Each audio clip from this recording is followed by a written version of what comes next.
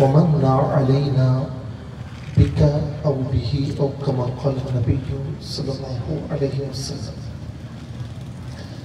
بحق إن الله وملائكته يصلون على النبي يا أيها الذين آمنوا صلوا عليه وسلموا تسليما اللهم صل على سيدنا ومولانا بلند آواز سے پڑھیں اللهم صل على سيدنا ومولانا محمد معدن الجود والكرم وآله وأصحابه وبارك وسلم محمد سيد الكونين والثقلين والفريقين من عرب ومن عجم مولاي صل وسلم دائما أبدا على حبيبك خير الخلق كلهم بسم الله بابنا تبارك حيطاننا ياسين سقفنا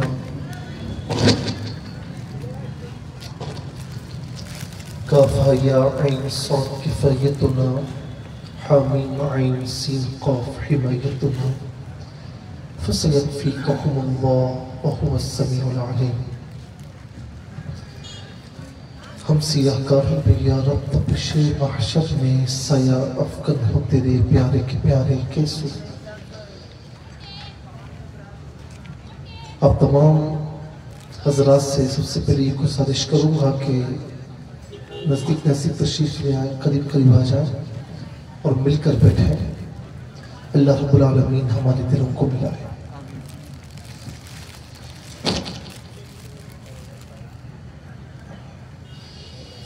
حمد و صلات کے بعد یہاں اسٹیج پر تشریف فرما علماء اکرام اور میرے سامنے موجود حاضرین محترم ماہ ربیع الاول اب گزرنے کو ہے اور اس مہینے میں ہم حضور نبی کریم صلی اللہ تعالی علیہ وسلم کا میلاد بڑے زور و شور سے مناتے ہیں اور منانا بھی چاہیے صدائیں درودوں کی آتی رہیں گی جنہیں سن کے دل شاد ہوتا رہے گا خدا اہل سنت کو آباد رکھے محمد کا میلاد ہوتا رہے گا صلی اللہ تعالیٰ علیہ وسلم ہم کیوں نہ منائیں کہ اللہ رب العالمین نے اس مہینے میں 12 ربیع الاول پیر کے روز ہمیں دنیا کی سب سے عظیم نعمت عطا فرمائی ذرا غور کیجئے کہ اللہ تبارک و تعالیٰ نے ہم انسانوں کو بے شمار نعمتیں عطا فرمائی یہ ہمارا وجود پھر وجود میں آپ دیکھیں آنکھ کان ناک سر ہمارے ہاتھ ہمارے پاؤں پھر اس کے بعد کس طریقے سے عالم ارواح سے وجود میں آنا پھر وجود سے دنیا میں آمد ہونا دنیا میں آپ کی آمد کا ہونا یہ ساری اگر دیکھیں تو اللہ تبارک و تعالیٰ کی نعمتیں ہیں غور کریں کہ کبھی آئینے میں دیکھیں یہ ہماری آنکھیں یہ ناک یہ کان یہ منہ یہ زبان پھر یہ حواس خمسہ جسے ہم کہتے ہیں یعنی دیکھنے کی قوت سوننے کی قوت چکھنے کی قوت سننے کی قوت چھونے کی قوت یہ ساری نعمتیں عطا فرمائی کبھی آئینے کے سامنے کھڑے ہو کر غور کریں کہ ہر چیز اپنی اپنی جگہ پر اللہ تبارک و تعالیٰ نے لگا دی ہے اگر یہ آنکھیں تھوڑی سی اوپر ہوتی یا تھوڑی سی نیچے ہوتی یا یہ ہمارا جو منہ ہے یہ کسی اور جگہ ہوتا یہ ناک تھوڑی سی اوپر نیچے ہوتی یہ کان کہیں اور ہوتے تو آپ دیکھیں کہ پورا جو ہمارے وجود کا سانچہ ہے وہ بڑا عجیب و غریب ہو جاتا. ہر چیز اپنے سانچے میں اللہ رب العالمین نے لگائی ہے. پھر مزید آپ دیکھیں کہ جب ہم دنیا میں آئے سانس لینے کو آکسیجن عطا فرمائی، اور جب ہم پیاسے ہوتے ہیں اللہ رب العالمین نے پانی کا بندوبست فرمایا. جب ہم بھوکے ہوتے ہیں تو رب تعالیٰ نے غذاؤں کا اہتمام فرمایا. یہ ساری چیزیں ہمیں عطا فرمائی. پھر جب دنیا میں آتے ہیں تو والدین کی صورت میں نعمت، بہن بھائیوں کی صورت میں نعمت، دادا دادی نانا نانی چاچا خالائیں ماموں پھپھیاں. پھر جب بڑے ہوتے ہیں تو بیوی کی صورت میں نعمت، اولاد کی صورت میں نعمت، کہیں پر نوکری کرتے ہیں تو وہ نعمت، کہیں کاروبار کرتے ہیں تو وہ نعمت. یہ ساری نعمتوں کو اللہ تبارک و تعالیٰ نے قرآن کریم میں بیان فرمایا. لیکن کسی بھی نعمت پر یہ نہیں فرمایا کہ اے ایمان والو، اے میرے بندو، میں نے یہ ساری نعمتیں تمہیں عطا فرمائی، تم پر ہم نے احسان فرمایا. کہیں ایک جگہ بھی نہیں فرمایا. حالانکہ نعمتیں اتنی ہیں کہ وَإِن تَعُدُّوا نِعْمَةَ اللَّهِ لَا تُحْصُوهَا، اور بے شک تم اللہ کی نعمتوں کو شمار کرنا چاہو گے تو شمار کرتے کرتے تھک جاؤ گے. تم شمار نہیں کر پاؤ گے، اس کی نعمتوں کا تم اندازہ نہیں کر سکتے، تم گن نہیں سکتے کہ رب تعالیٰ نے کتنی نعمتیں عطا فرمائی ہیں. لیکن کسی نعمت پر اظہار احسان نہیں فرمایا. لیکن ایک ایسی نعمت ہے کہ جب اللہ رب العالمین نے ہمیں عطا فرمائی تو قرآن کریم میں اظہار احسان فرمایا کہ لَقَدْ مَنَّ اللَّهُ عَلَى الْمُؤْمِنِينَ إِذْ بَعَثَ فِيهِمْ رَسُولًا مِّنْ أَنفُسِهِمْ، کہ تحقیق اللہ تبارک و تعالیٰ نے ایمان والوں پر اس وقت احسان فرمایا کہ جب ان میں اپنا نبی بھیجا، جب ان میں اپنا رسول بھیجا. یہ اللہ تبارک و تعالیٰ کا بہت بڑا احسان ہے.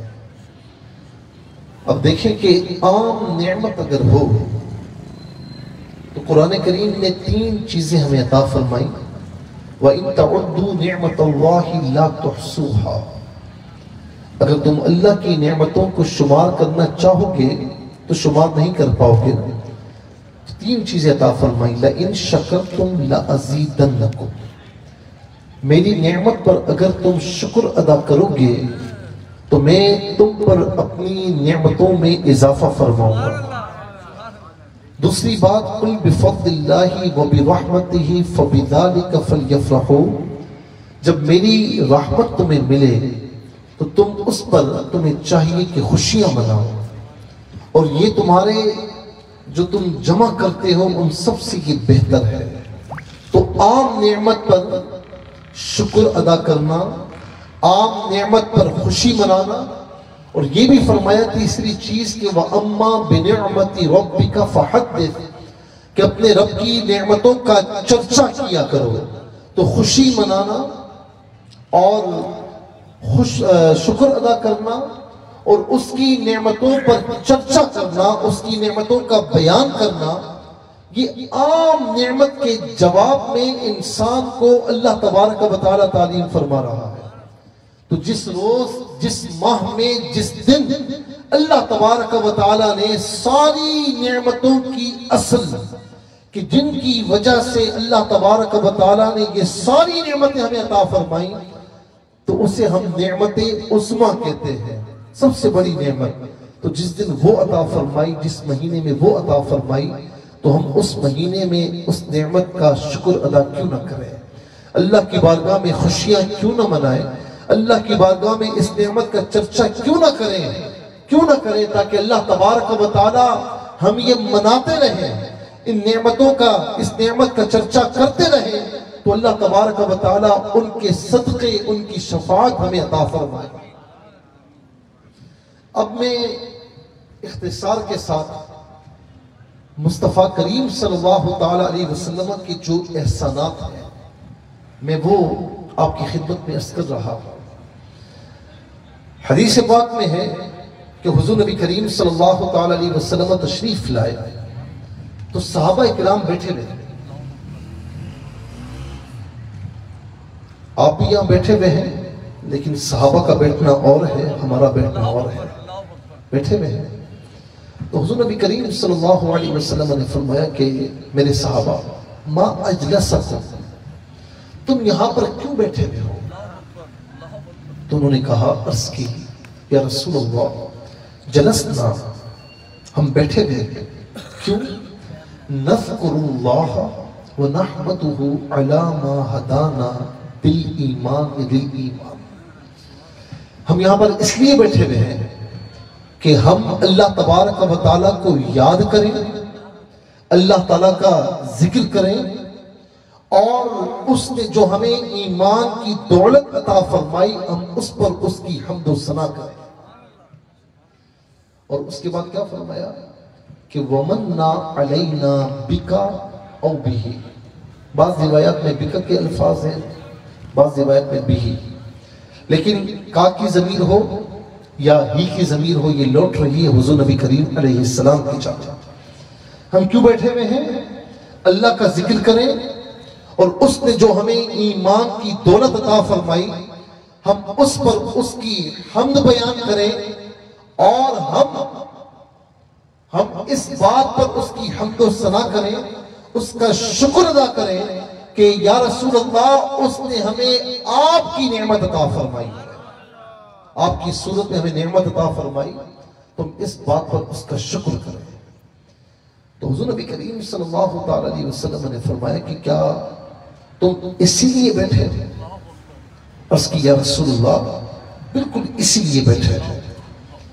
تو فرمایا کہ میں نے یہ بات دوبارہ اس لیے نہیں پوچھی کہ مجھے تم پر یقین نہیں ہے، تم نے یقیناً سچ کہا، میں نے اس لیے پوچھی کہ جب تم بیٹھے ہوئے تھے تو جبرائیل علیہ السلام میرے پاس حاضر ہوئے اور مجھ سے عرض کی کہ یا رسول اللہ صلی اللہ تعالیٰ علیہ وسلم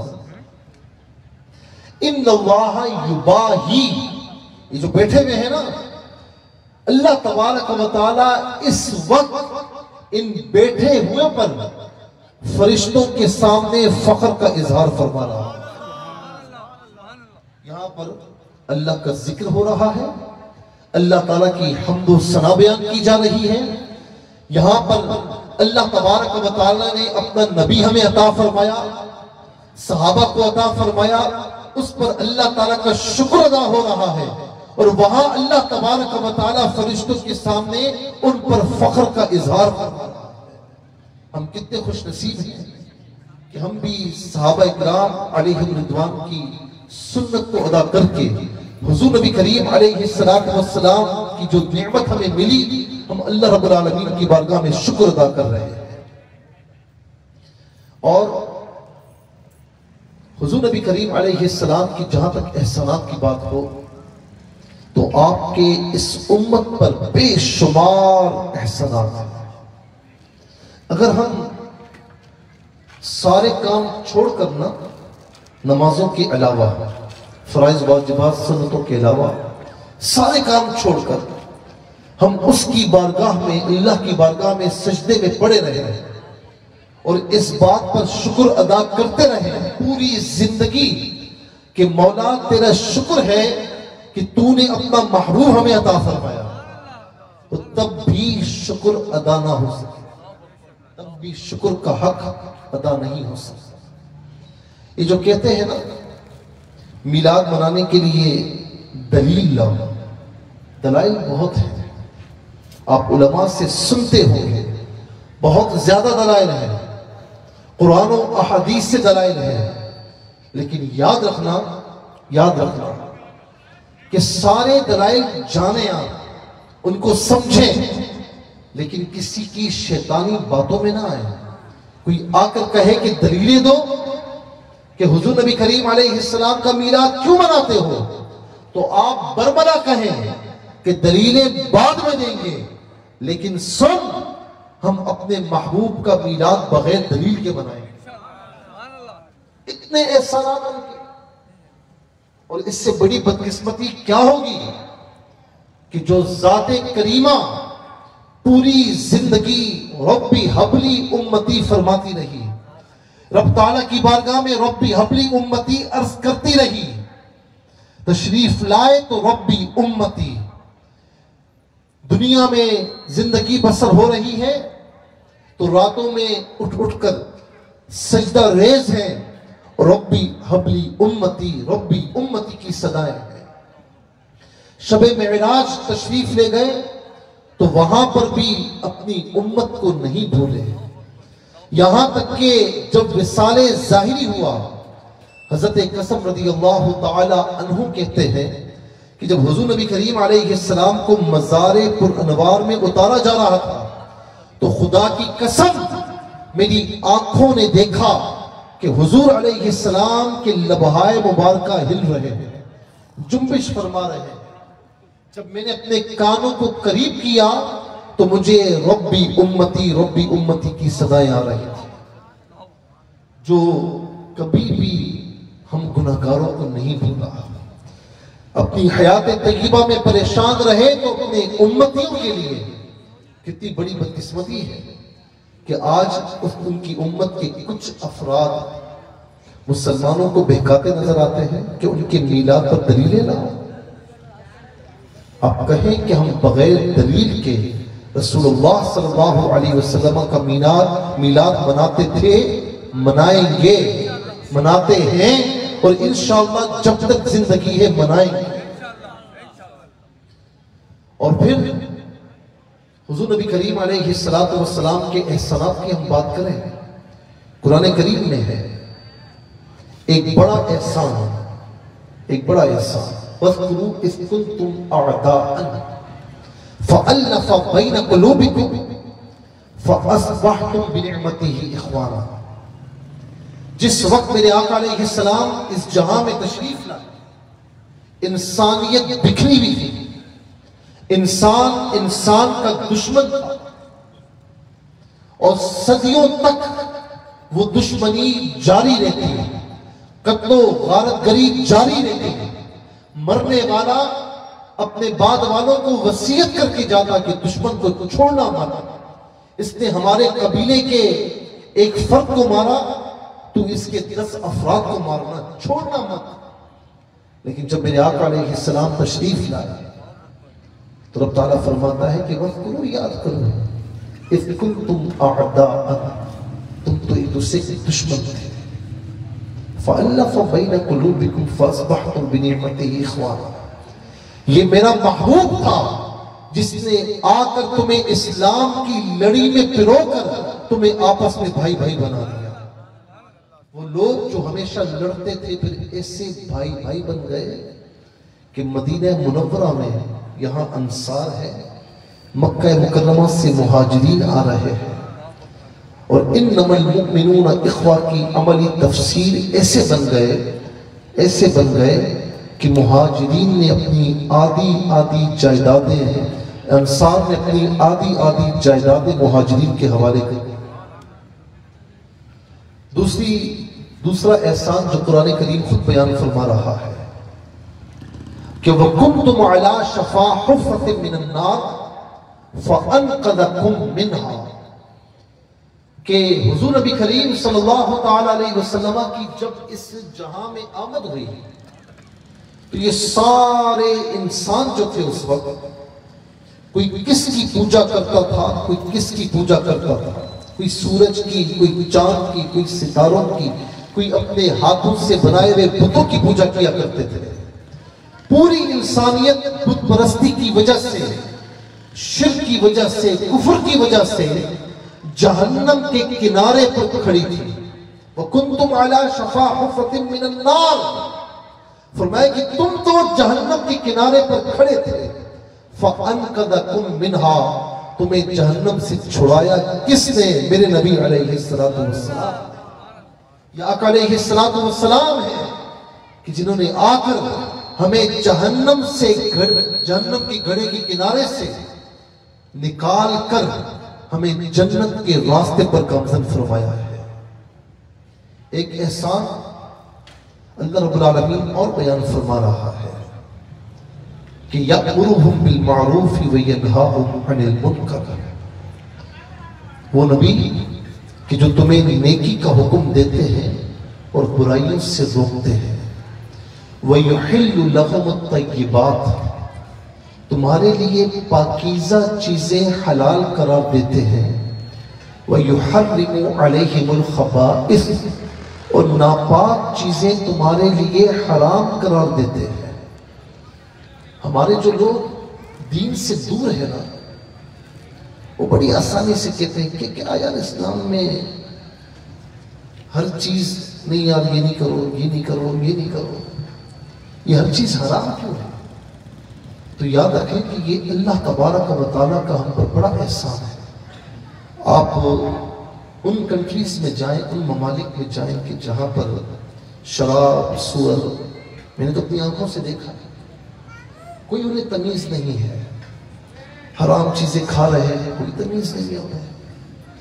حالانکہ آج طب یہ کہتی ہے، آج میڈیکل سائنس یہ کہتی ہے اور یہ پروف کرتی ہے، سور ہو، شراب ہو، جوا ہو، سود ہو، جتنی بھی حرام چیزیں ہیں، ان حرام چیزوں کو اپنانے پر سود یا رشوت ہے تو معاشرہ تباہ ہوتا ہے۔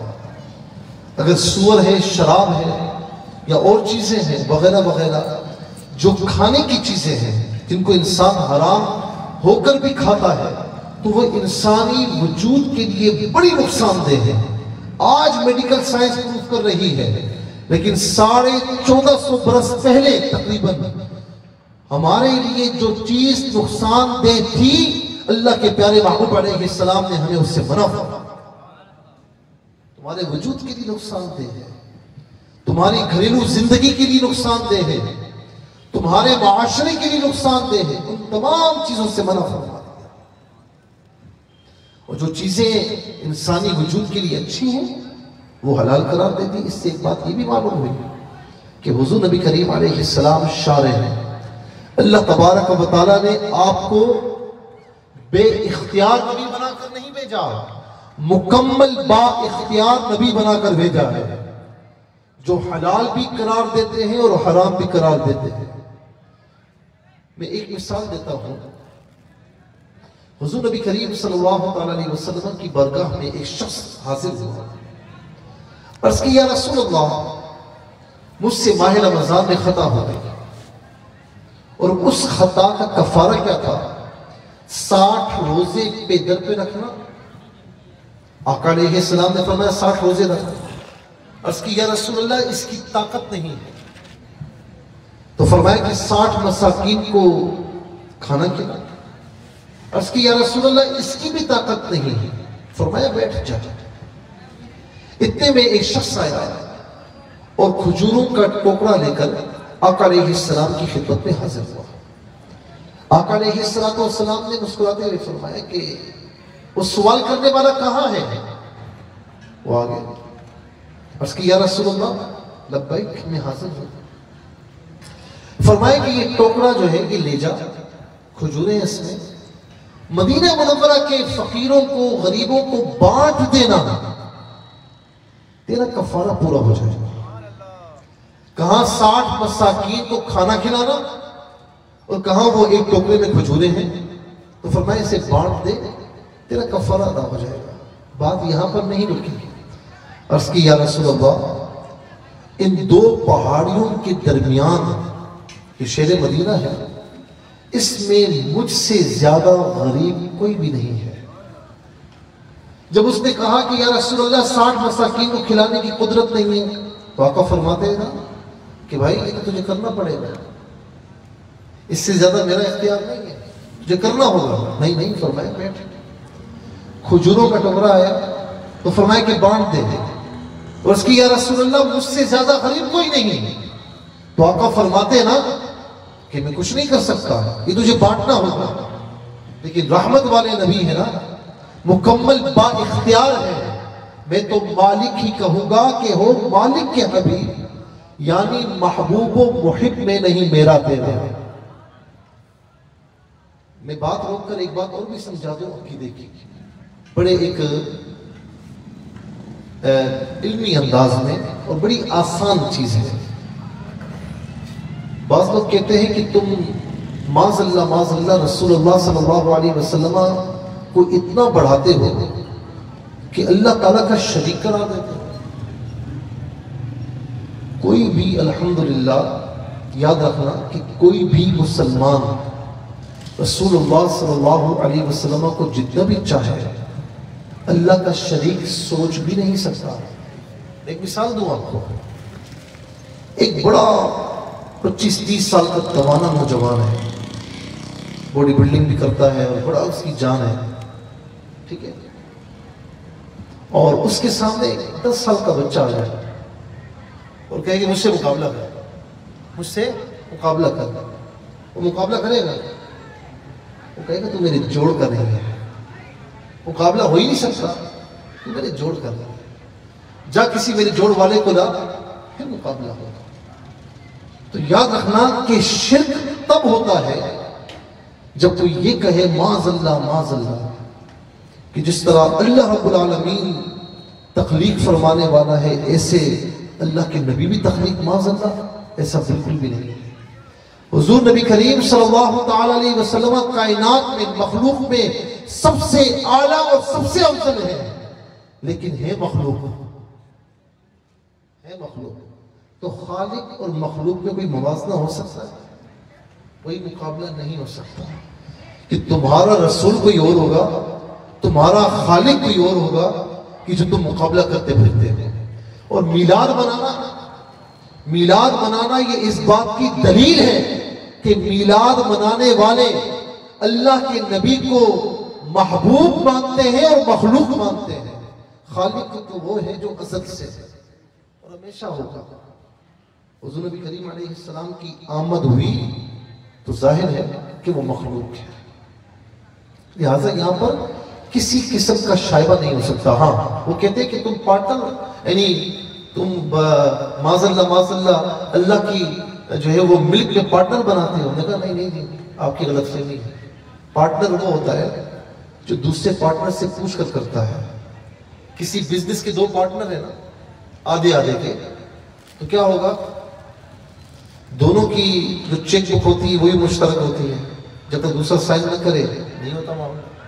اچھا، کوئی بھی ڈیسیشن لینے سے پہلے اگر ایک پارٹنر اکیلا ڈیسیشن لے لے، فیصلہ لے لے تو مانا جاتا ہے جب تک دوسرا نہ کرے۔ تو پارٹنر تو یہ ہوتا ہے۔ ہم کہتے ہیں کہ معاذ اللہ یہ تمہاری سوچ ہے، ہمارے نبی علیہ السلام اللہ تعالیٰ کے محبوب ہیں، اور محب اپنے محبوب سے پارٹنر نہیں کرتا، پارٹنرشپ نہیں کرتا۔ معاذ اللہ محب اپنے محبوب کو سب کچھ عطا فرماتا ہے کہ محبوب جو میرا ہے وہ تیرا ہے، جو میرا ہے وہ تیرا ہے، تو با اختیار ہے، تو جس کو عطا فرمائے تو تیرا عطا فرمانا نہیں، وہ ہمارا عطا فرمانا۔ ید اللہ فوق ایدیہم، رسول اللہ صلی اللہ علیہ وسلم نے بیعت دی تھی نا۔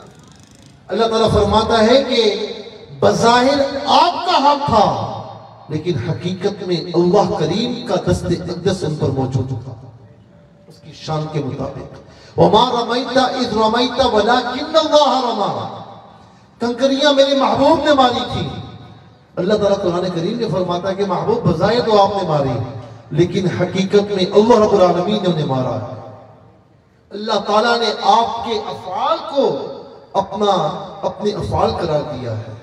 تو محبوب اور محب میں یہ ہوتا ہے کہ محب سب کچھ عطا فرماتا ہے کہ محبوب تیرا سب کچھ ہے، جو میرا ہے وہ تیرا ہے۔ تو اسی لیے فرمایا نا کہ یعنی محبوب و محب میں نہیں میرا تیرا، محبوب و محب میں میرا تیرا نہیں ہوتا۔ اب آ جائیے اس واقعے میں، تو حضور نبی کریم صلی اللہ تعالیٰ علیہ وسلم نے اس سے نہیں فرمایا کہ میں کیا کر سکتا ہوں، یہ تو تجھے بانٹنی ہوں گی۔ تو اس نے کہا نا کہ یا رسول اللہ، ان 2 پہاڑیوں کے درمیان مجھ سے زیادہ غریب کوئی بھی نہیں۔ تو جانتے ہیں کیا فرمایا؟ میرے مصطفیٰ علیہ السلام نے فرمایا کہ جا خود بھی کھا، گھر والوں کو بھی کھلا، تیرا کفارہ ادا ہو جائے، سبحان اللہ۔ تیرا کفارہ ادا ہو جائے۔ تو حضور نبی کریم علیہ السلام کو اللہ رب العالمین نے با اختیار بنا کر بھیجا، اسی لیے فرمایا کہ یحل لهم الطیبات، ان کے لیے پاکیزہ چیزیں حلال قرار دی اور ناپاک چیزیں حرام قرار دی۔ یہ جو لبرلز ہیں نا آج کل کے، جو مغرب سے بہت زیادہ متاثر ہیں، وہ کہتے ہیں کہ اسلام ہر چیز سے روکتا ہے،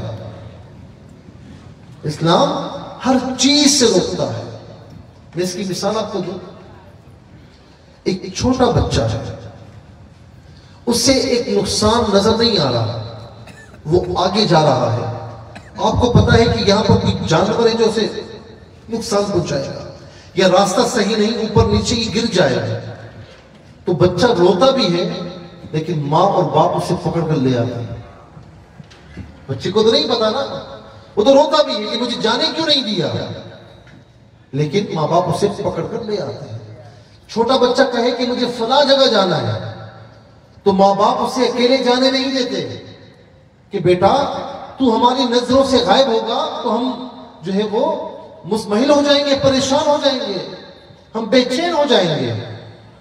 تو اللہ تبارک و تعالیٰ اپنے نبی کے صدقے میں ہم سے اتنی محبت فرماتا ہے کہ جو چیز ہمارے لیے پاکیزہ تھی، ہمارے وجودوں کے لیے نفع بخش تھی، تو اللہ رب العالمین نے ہمیں وہ عطا فرمائی، اس کی اجازت دی، اور جو چیزیں ہمارے وجود کے لیے نقصان دہ تھی تو اللہ تبارک و تعالیٰ اور اس کے محبوب علیہ السلام نے ہمیں ان سے منع فرمایا۔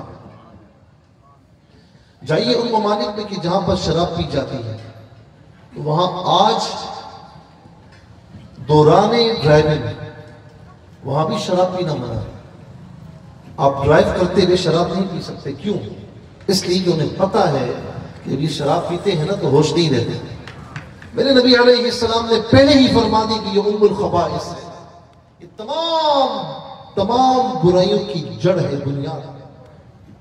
پھر کیا فرمایا؟ وَيَدَعُ عَنْهُمْ إِسْرَهُمْ۔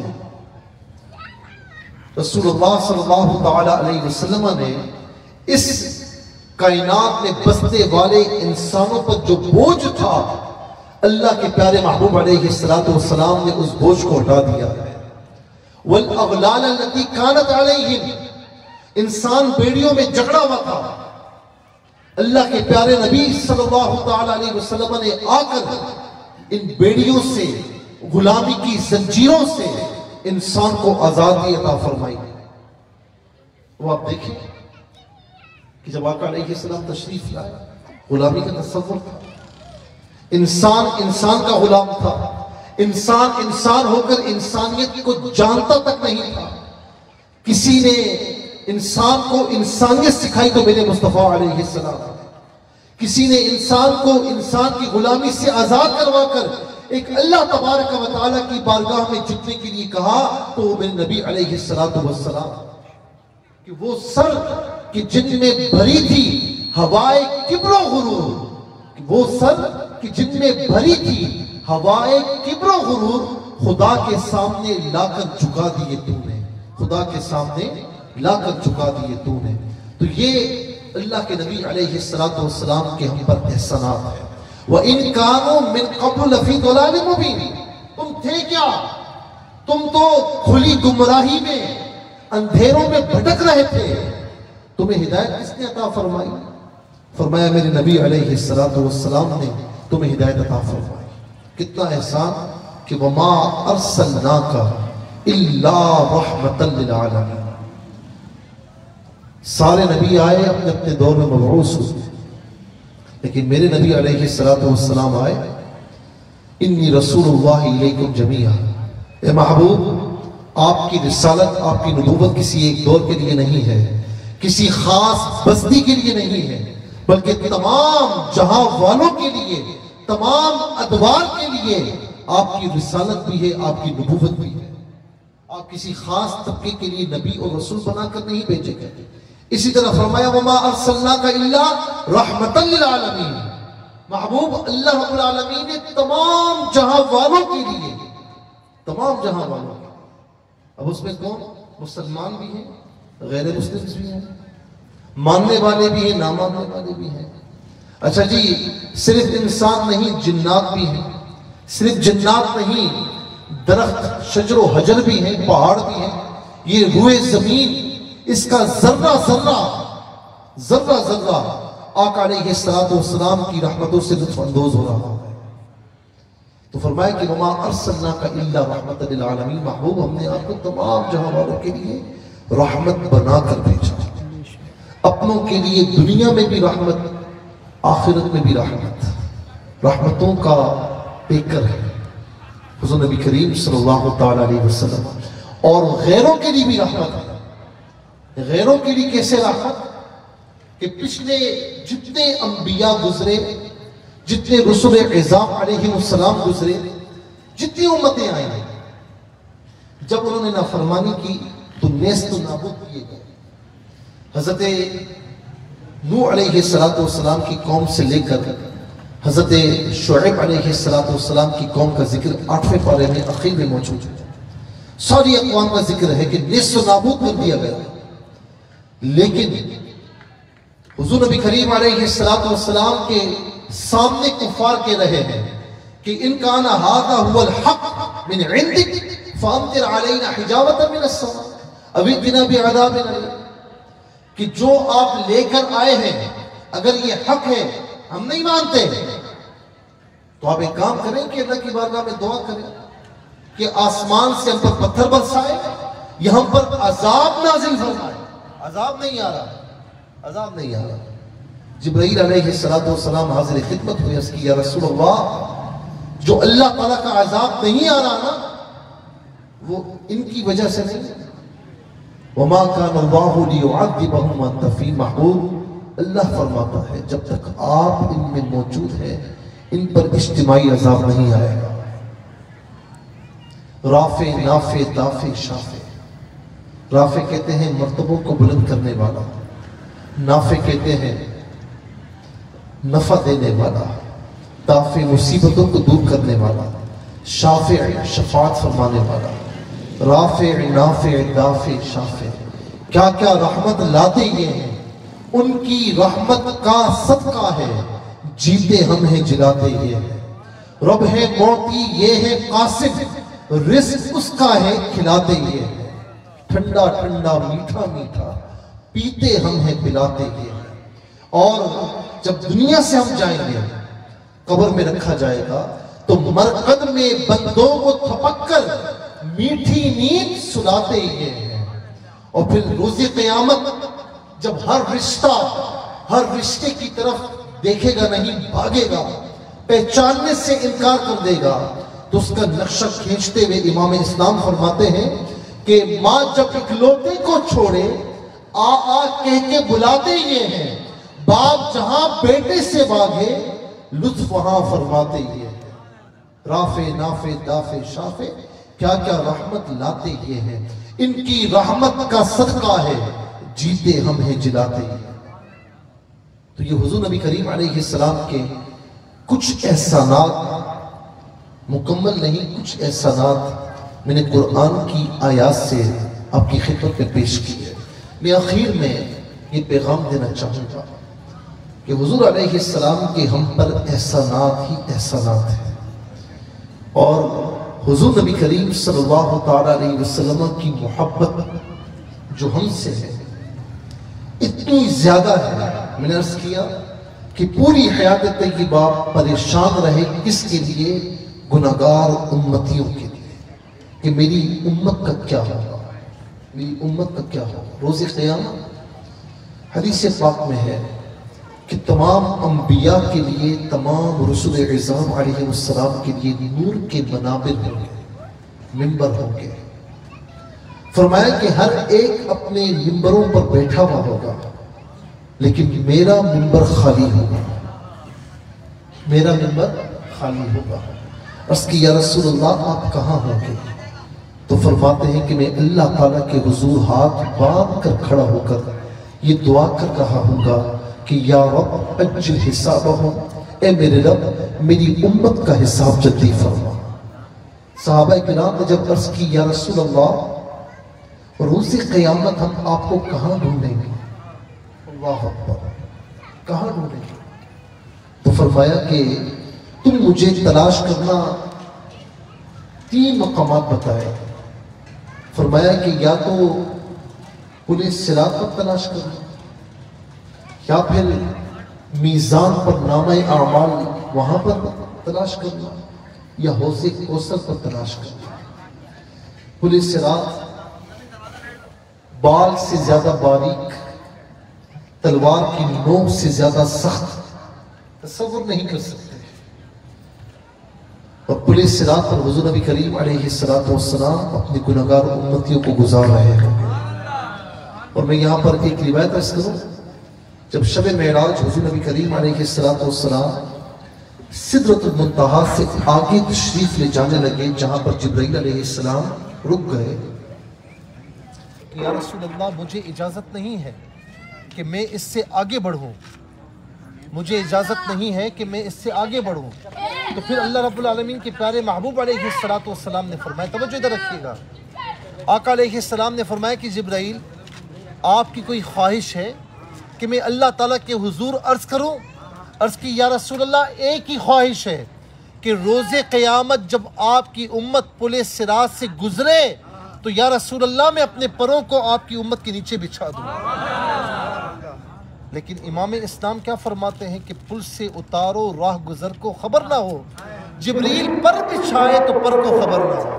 یا رسول اللہ، آپ کے ہوتے ہوئے جب آپ ہیں تو انشاءاللہ ہر جگہ ہمارے لیے امن ہے، ہر جگہ ہمارے لیے رحمت ہے.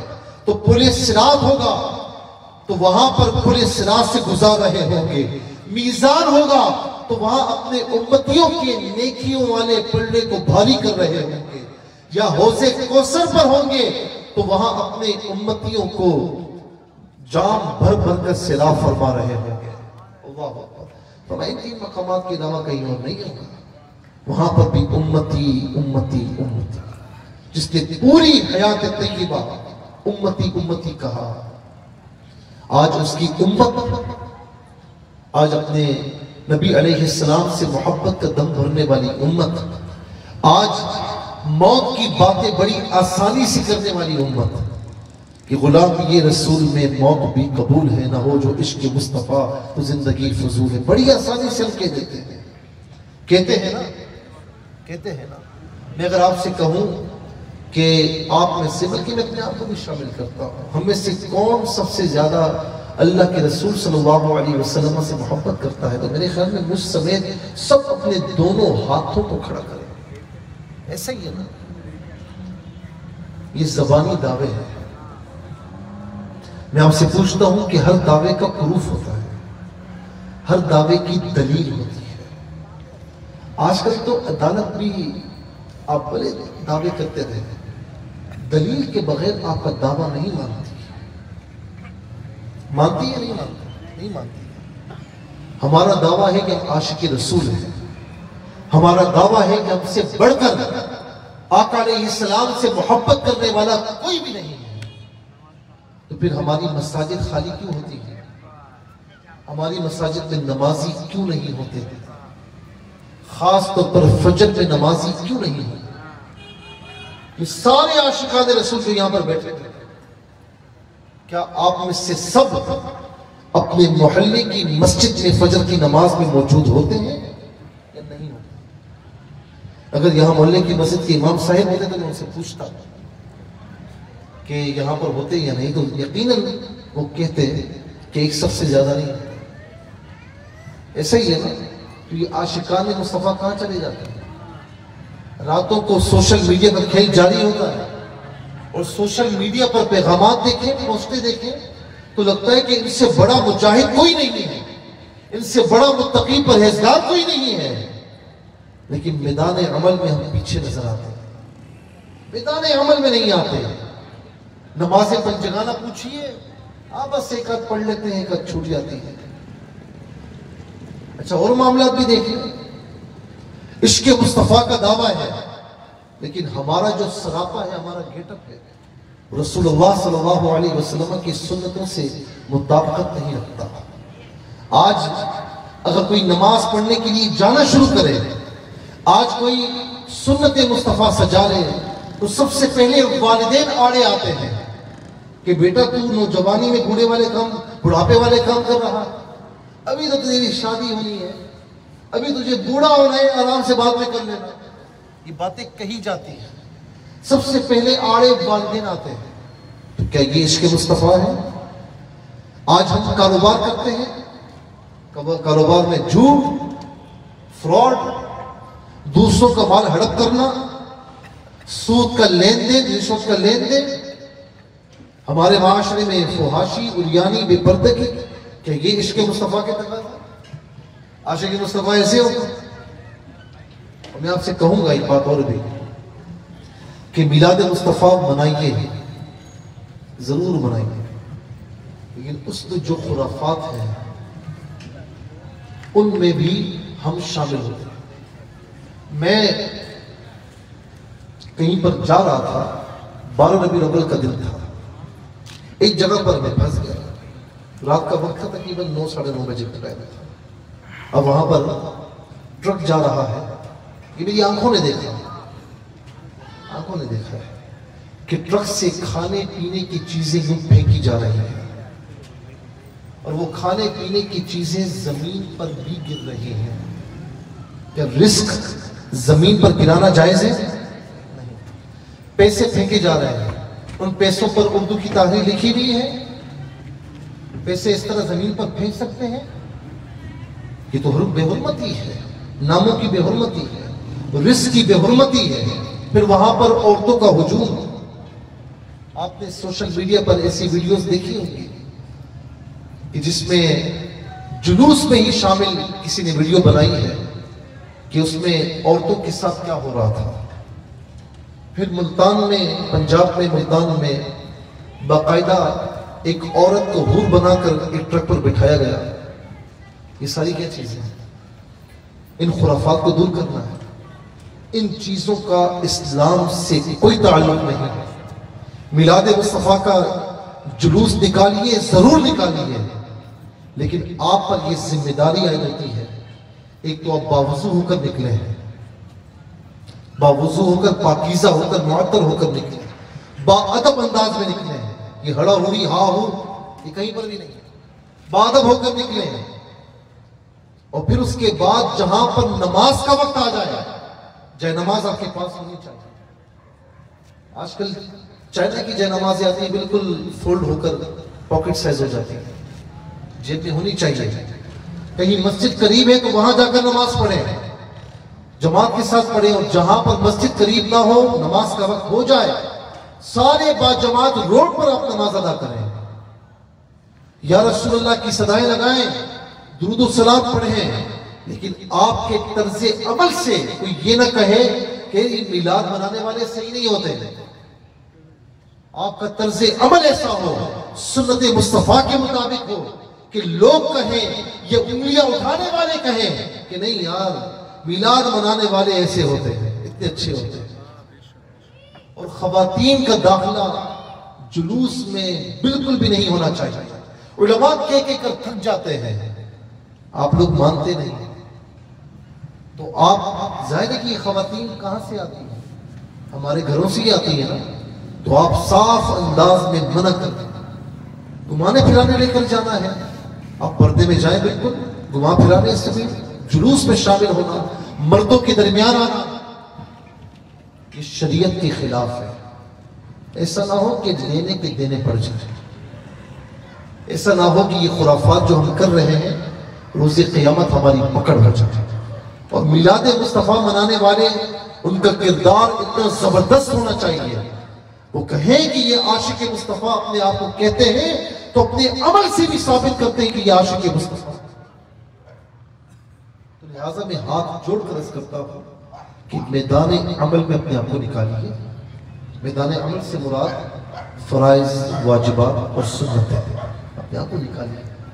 مسجدوں میں آئے، علماء کی صحبت میں بیٹھے، دین کو سیکھیں. اصل میلاد مصطفیٰ یہ ہے. اصل میلاد مصطفیٰ کا تقاضا ہی. دین کا پتہ کچھ نہیں ہوتا، ہم میلاد بنا رہے ہیں.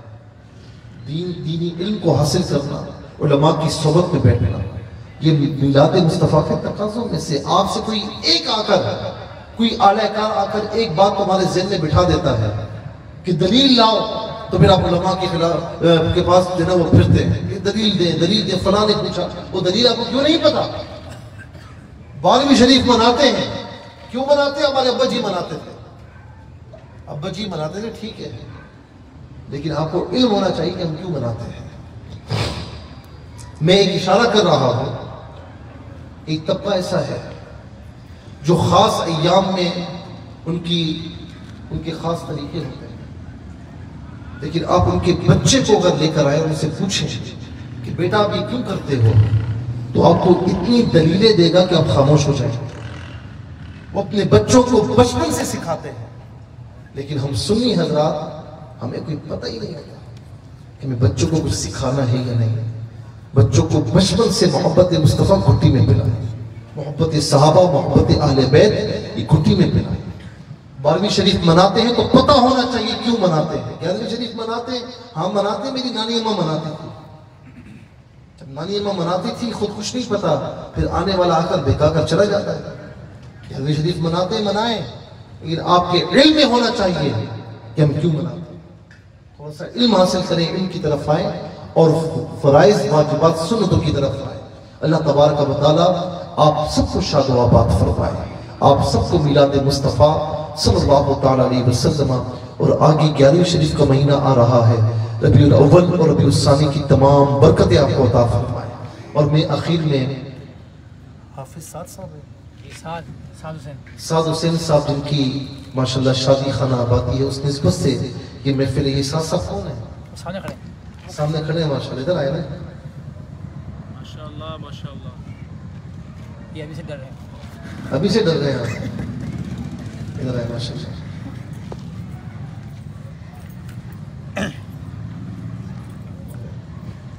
اللہ تبارک و تعالیٰ کو برکت عطا فرمائے۔ ہمارے ساتھ بھائی نے، میں نے پہلی مرتبہ ان سے ملاقات ہوئی ہے، اور انہوں نے ماشاءاللہ اپنی ایک استطاعت کے مطابق ماشاءاللہ اتنی پیاری محفل سجائی، اتنی پیاری محفل میں آپ آئے۔ یاد رکھنا کہ یہ محفل سجانا، یہ آپ کا آنا، میرا آنا، یہ ہمارے کسی کے اختیار میں نہیں ہے۔ محبوب کی محفل کو محبوب سجاتے ہیں، آتے ہیں وہیں جن کو زور سے کہیں سرکار بلاتے ہیں۔ تو ماشاءاللہ انہوں نے محفل سجائی، اپنی خوشیوں کا آغاز اللہ تعالیٰ اور اس کے رسول کے نام سے کیا، تو انشاءاللہ ان کی خوشیاں عارضی نہیں ہوں گی، دائمی ہوں گی۔ اللہ تبارک و تعالیٰ ان کی شادی کو خانہ آبادی فرمائے، ان کو رحمتوں سے، برکتوں سے مستفیض و مالا مال فرمائے، اور ان کے آنے والے مستقبل کو روشن حال، روشن مستقبل بنائے، ان کا حال، ان کا مستقبل برکتوں سے لبریز و معمور ہو۔ اللہ تبارک و تعالیٰ ان کی تمام فیملی کو اپنی حفظ و امان میں رکھے۔ آپ جتنے احباب یہاں پر تشریف لائے، علماء کرام تشریف لائے، اللہ تبارک و تعالیٰ سب کو یہاں اپنی بارگاہ میں قبول فرمائے۔ جبھی میری ہو سنگ در تمہارا یا رسول اللہ، بس یہی ہے ایک جینے کا سہارا یا رسول اللہ۔ خطاؤں پر ندامت ہے مگر نازا ہوں قسمت پر، کہ میرے ہاتھوں میں ہے دامن تمہارا یا رسول اللہ۔ بروز حشر میرے اس یقین کی لاج رکھ لینا، یہ سب کے لیے ہے، ہم سب کے لیے۔ بروز حشر میرے اس یقین کی لاج رکھ لینا، تمہارا ہوں، تمہارا ہوں، تمہارا یا رسول اللہ۔